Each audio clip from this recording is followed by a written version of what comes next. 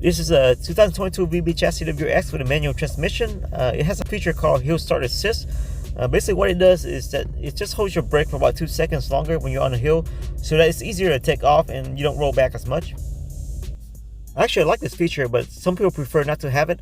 So today I'm going to show you guys how to deactivate this, because the manual instruction on this is kind of confusing. Alright, first off, we're going to need to make sure the car is parked properly. Parking brake is on, and we'll start the vehicle. And we'll wait a few seconds to make sure the startup sequence is done.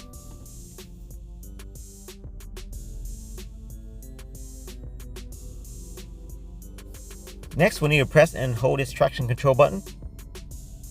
As you can see, the traction control off light comes on, and we'll need to hold this button for about 30 seconds.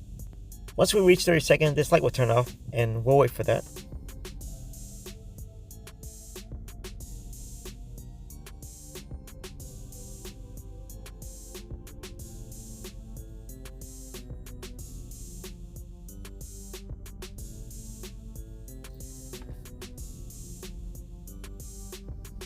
Alright, once it turns off like this, just release the button and press it one more time and release.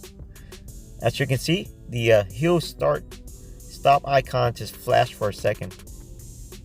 Next, all we have to do is turn off the car and start it back up. As you can see, now the hill start assist light is on. When this light is on, it means that the hill start assist function is deactivated.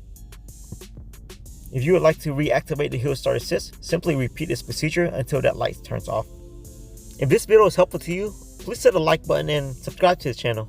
It just gives me a little bit more motivation to create more content. Take care.